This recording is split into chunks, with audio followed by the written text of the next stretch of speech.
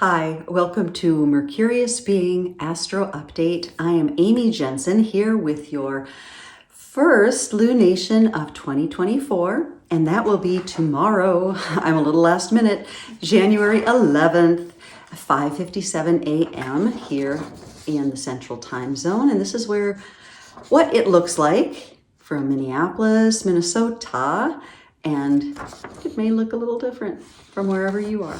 So please keep that in mind.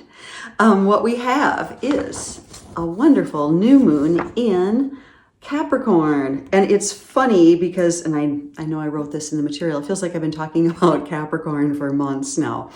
So, but you know what, that always seems to happen to me personally with Capricorn season. I don't know why, but not in a bad way. It's just funny. It just seems like it's a long time ago that the solstice, which is 0 degrees Capricorn, occurred. So now we are 20 degrees Capricorn, 44 minutes. We've got Mars in Capricorn. We have Pluto in Capricorn holding the line with that 29 degree energy.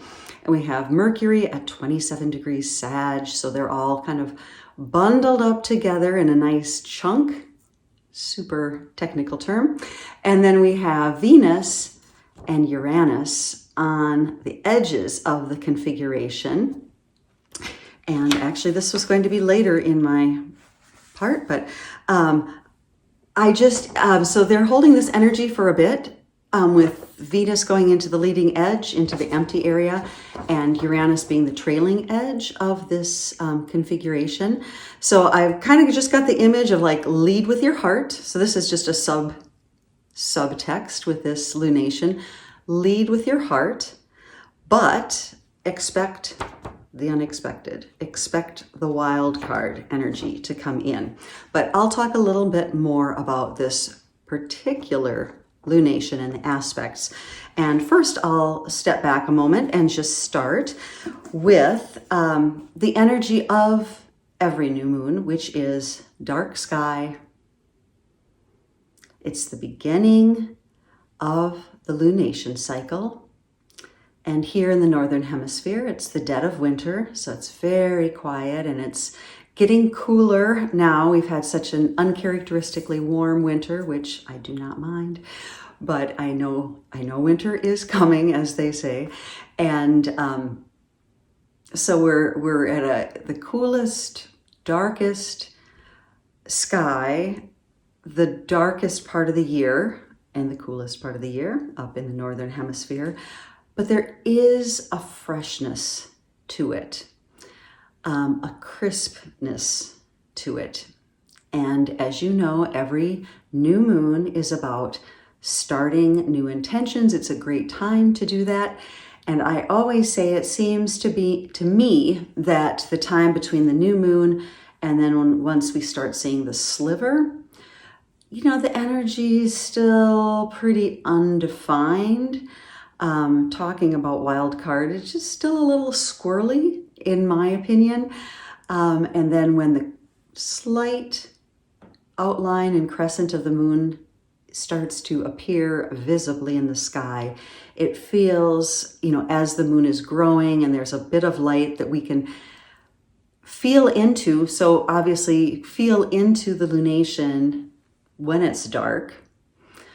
But as you get a little sense visibly of it, you know, then you can really watch the growth of the moon and think about those intentional seeds that you plant at a new moon taking form and beginning to grow.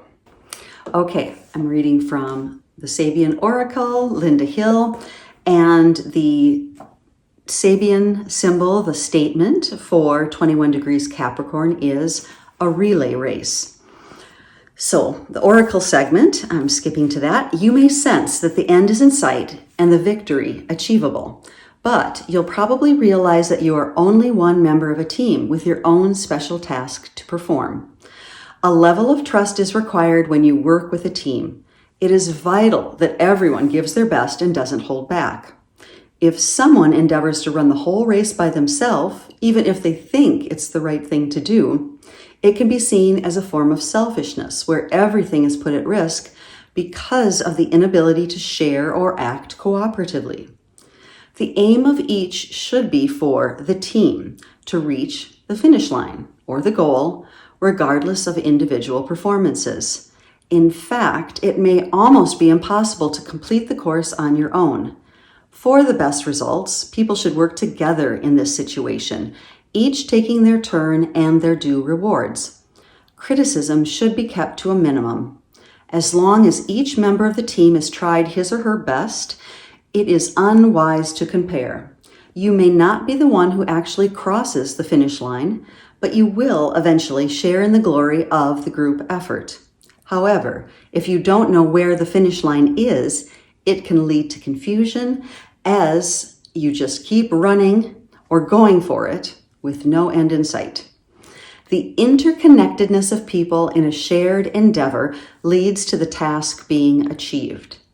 Just be watchful for when you should both take on and pass the responsibility. So the keywords: shared endeavor, knowing when to hand off responsibilities, teamwork, knowing when to finish, encouragement and trust, sharing and cooperation, inheritances, timing, being competitive, taking turns, handing on responsibilities, split-second timing, hand-eye coordination, having an on-off switch. The caution, not letting go of control to another, feeling defeated through feeling that you don't have the necessary resources to win, criticism and competitiveness, acting only for one's best interest, competitiveness in interreactions and conversation, butting in when others are talking, expecting others to do all the work or carry responsibilities, not sharing the glory or the rewards. So, this is actually the second take of this little particular part because I lost my train of thought because I was reminded for my very short track and field career as a middle schooler and a high schooler. If you've ever run a relay race, it's hard.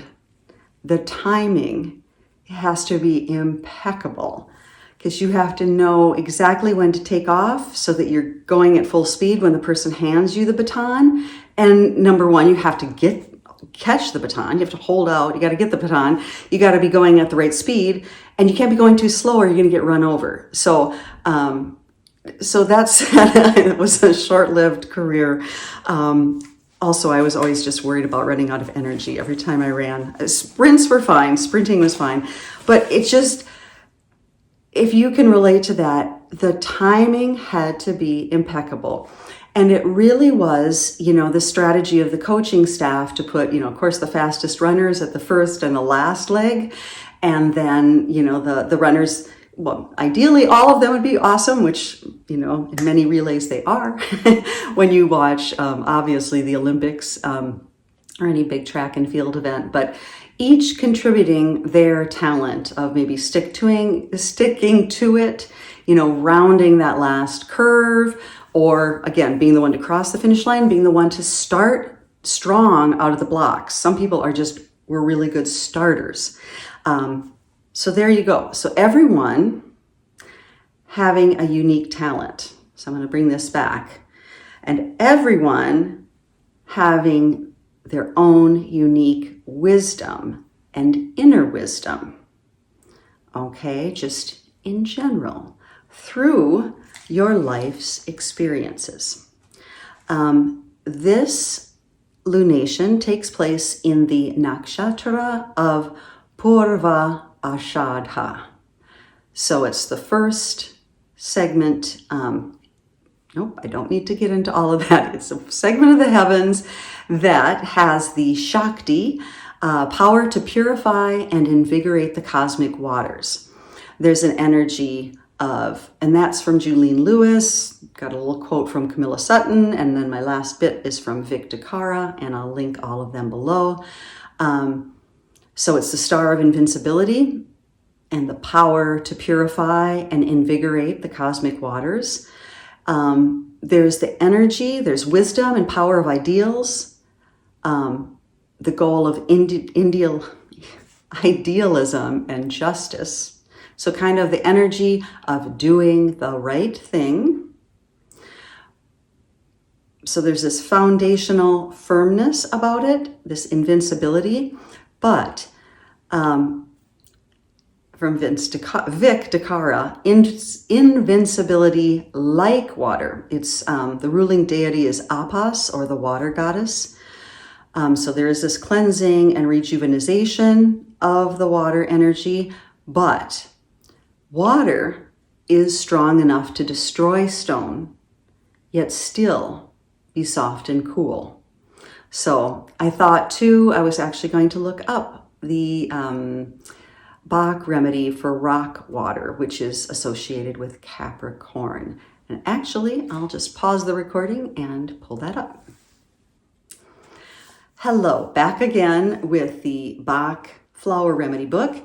So the Bach flower essence associated with Capricorn is rock water.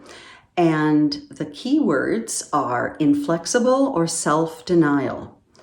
So rock water is for inflexibility. It is for people who set themselves very high standards and may be self-denying. They are self-dominating to the point of self-martyrdom. For example, they will stick rigidly to diet and exercise programs, work routines, and spiritual disciplines. Fixed ideas and dogma regarding subjects like religion rule their thinking, diet, morality, politics, etc. They like to set an example to others because they seek self-perfection and do not actively interfere in other people's lives. These people are over-conscientious and they often overwork, but are never satisfied with their own achievements. They are self-sacrificing and denying and feel disappointed with themselves if they do not meet their own high ideals. So that's the negative shadow aspects of rock water, shadow aspects, I would say, of Capricorn. The positive potential of rock water is expressed in the ability to hold high ideals with a flexible mind. Positive rock water people are willing to change their minds and give up their pet theories if convinced of a greater truth. They understand that inner harmony is most powerful or more powerful than externally enforced behaviors and allow themselves more flow in life. Okay, that was a bit of a tangent. I had not planned on reading this, but it popped into my head of the invincibility like water. So the flowing rock water in a stream, and the water, fresh spring water washing over the rocks, being infused or imbued with that energy. So I'm going to go from that rock water to the glyph for the Capricorn is the sea goat, or the symbol for it. So just delving into this image. So just getting this image of a sea goat. So the front legs and hooves and head and neck and half of the torso is a goat, and the rest of it is a sea creature. So allegedly, the sea goat crawled from the primordial cosmic waters all the way up, set its sights, and climbed up to the mountaintop. So Capricorn at times can be oversimplified as a sign as just achievement. But just imagine, if you will, that image of using the front hooves, climbing out of the water, and the long journey to the top of the mountain, okay? Imagine all the lessons learned along the way. The evolution of consciousness, which propels one from functioning in the fluidity of water, and the opposite sign of Capricorn is Cancer, water sign, below, immersed when in the water, to above and heightened or lifted. So achievement, but reframed into achievement through each of our life's experiences. So there is the element of the elder in the sign of Capricorn, an experienced way shower in the community. Capricorn rules the bones, skin, the function of aging, the slowing and hardening processes in the body. It rules time. It rules concrete and earth and stone.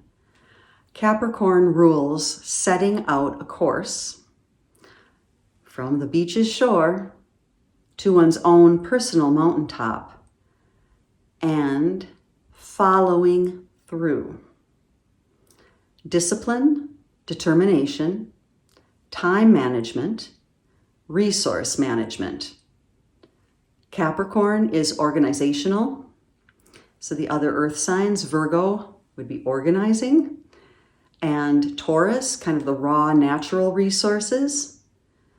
Capricorn takes the finished product out into the world, out into the market.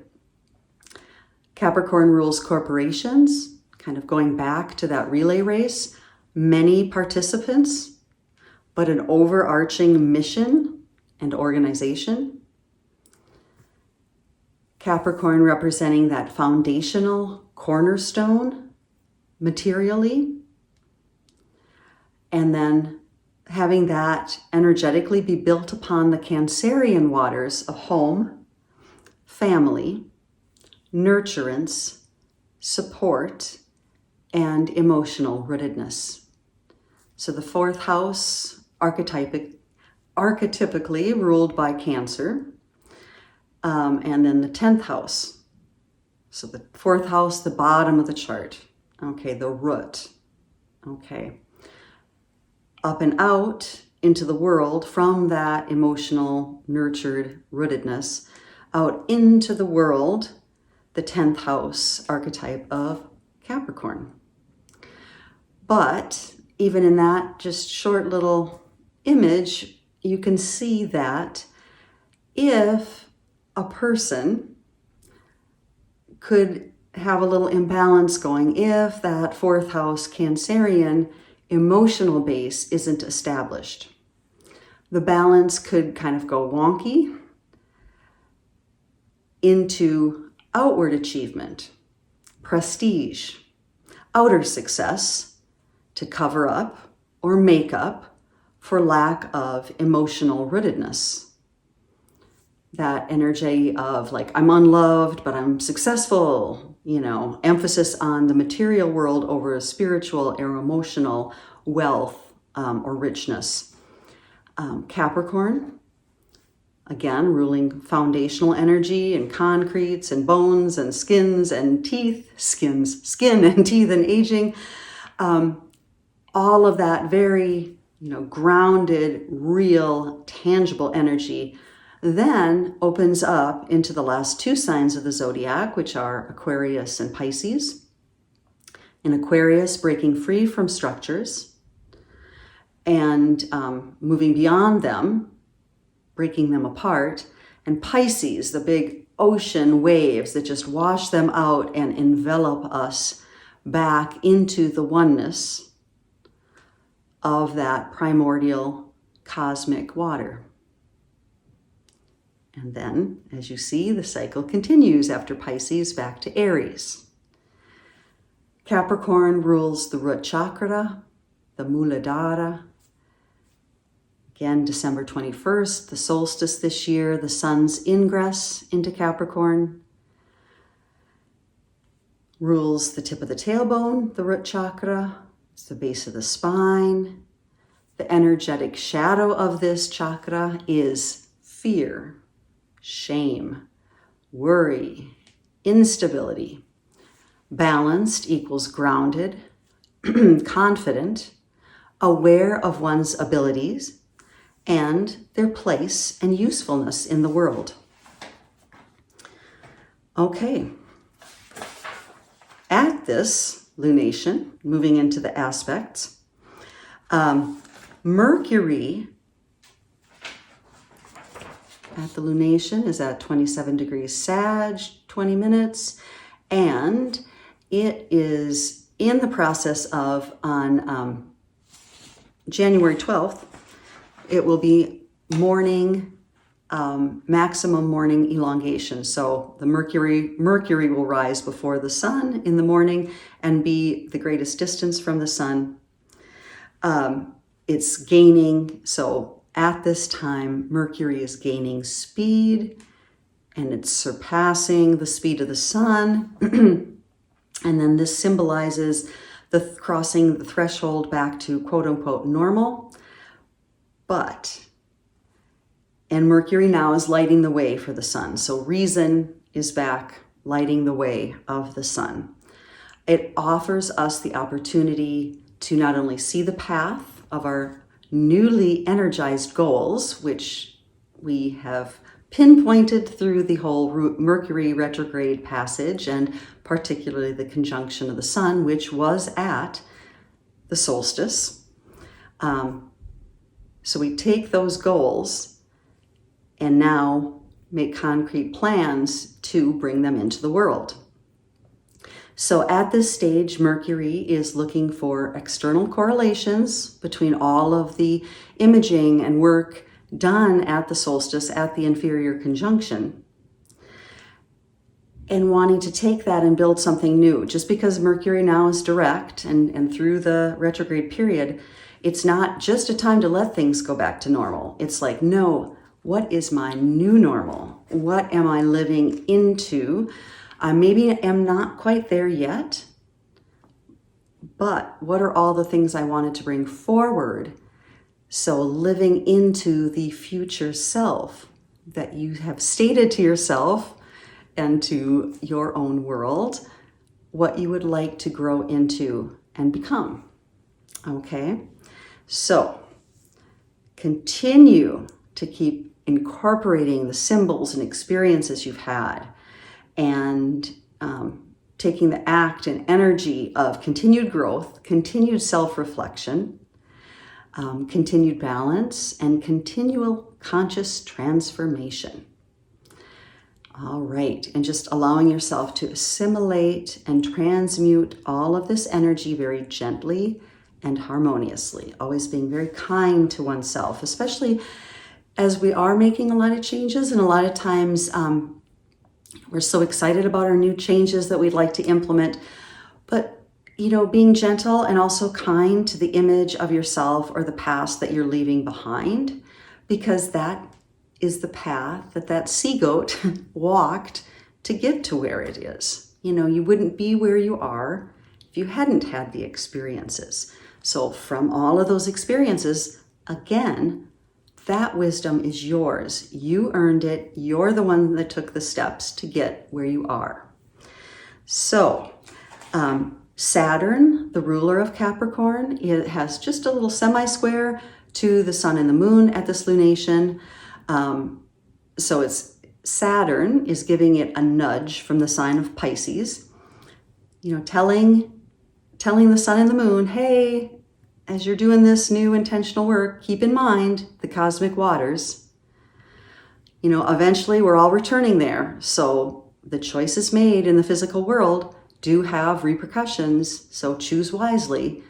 Saturn's always a little about karma, time, space, what happens, cause and effect.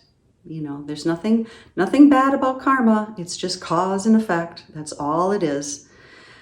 So at this lunation, switching to Uranus, Uranus has a nice trine. Uranus is in Taurus, has a nice harmonious, let's say, flow to the sun and moon.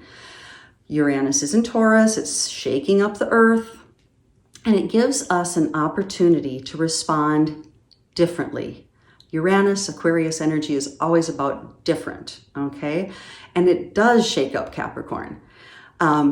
It'll help this Uranus energy to make changes and to be inspired more easily. So listen to the nudges that you are getting. Write them down. There might be some gems to be mined out of those little nudges that you're receiving. Pluto is conjunct widely, 9 degrees, this lunation. And Pluto will conjunct the sun on January 20th at 0 degrees Aquarius as the sun ingresses into Aquarius. And then Pluto's, I spoke about this before, and you can go back to my Pluto in Aquarius video if you'd like to know more about Pluto in Aquarius.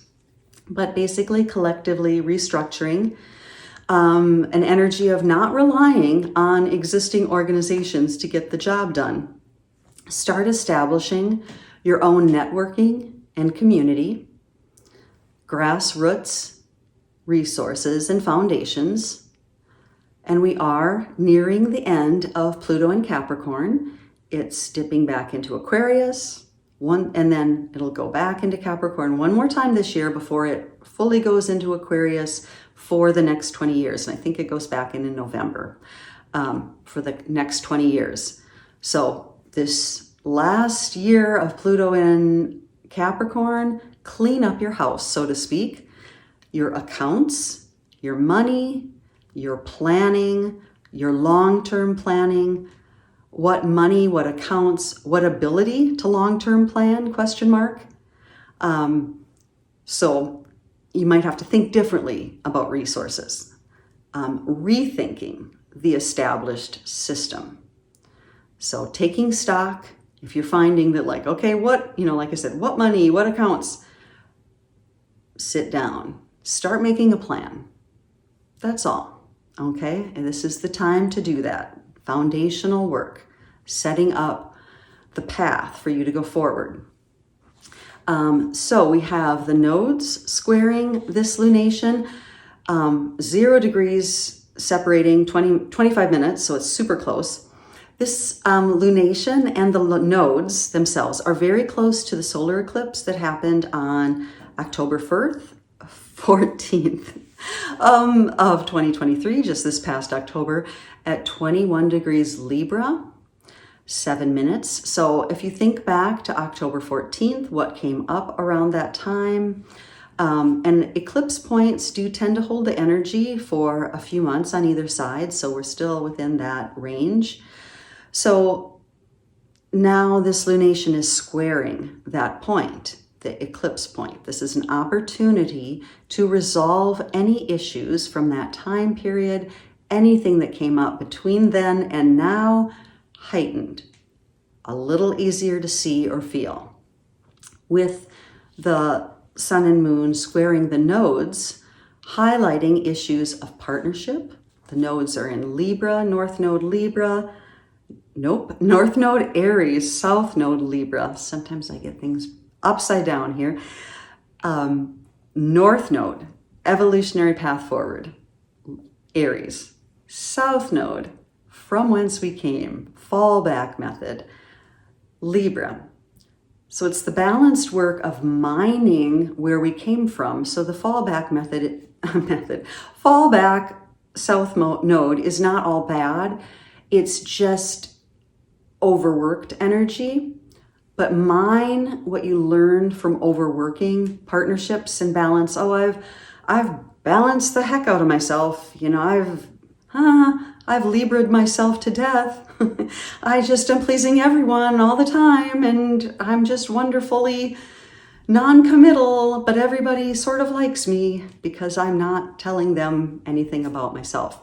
So why does that seem oddly personal, right? So the North Node in Aries, like, I am energy. This is what I am. Okay, it's about self. This is about me. I came into this world, and by me, I mean any of us, right? We each came into this world. I am energy. What did I come in here to do? Aries is ruled by Mars, like, get the fire on, set the foundational energy and go forward, okay? So just getting this opportunity while Libra is a South Node and Aries is the North Node to revisit all the times you gave away too much of yourself, or maybe put all, the money in the other bank. Maybe you need to learn to balance yourself more in relationships, okay? So just equality of feelings and needs, establishing balanced relationships. So the sun and moon again in Capricorn at your root. So the energy of setting your foundational energy and goals, fixing your gaze at your own personal mountaintop, but collectively cleaning up and reframing energetic and physical boundaries. The water, again, of this nakshatra, the area of the heavens, will help us purify and cleanse and rejuvenate like the rock water, okay? Nice, cool mountain stream. Chiron in Aries, conjunct the North Node, so the wounded healer or the broken open heart, as Adam Gainsbourg says, squaring the sun and moon at lunation, healing boundaries. This is an opportunity to heal boundaries because we're going to feel them a little more. Healing issues of victim and martyr, establishing again your I amness that draws your energy back to you so you can live fully in yourself and show up as yourself. Water, again, purifying, and you can do this by drinking water and even setting an intention or an affirmation as you drink water. Salt baths, bathing is always a good energy cleanse. Showering, imagining the water just washing everything away. You can even envision light or, sparkling, oxygenated light coming down. I don't know where I went with that one. Like after a thunderstorm. That would be ionized. Anyway, you get what I mean. Effervescent water, full of light, coming down, cleansing you. Okay. And so you can step out of the shower, step out of the bathtub, put that drinking glass down, and just feel good. Okay? So coming into your root chakra at this lunation, into Capricorn, and feel that energy in your spine. Feel it in your bones. Draw yourself and draw into yourself the energy of strength and support and groundedness. And feel into your personal wisdom garnered from years and years of your life experience. Set your sights, set your intention, fix your gaze again on the point in the future where you are navigating toward next on your journey. And just go, one step at a time. And while you're taking those steps, simultaneously, hold a space within you where you know in your heart that you're already there.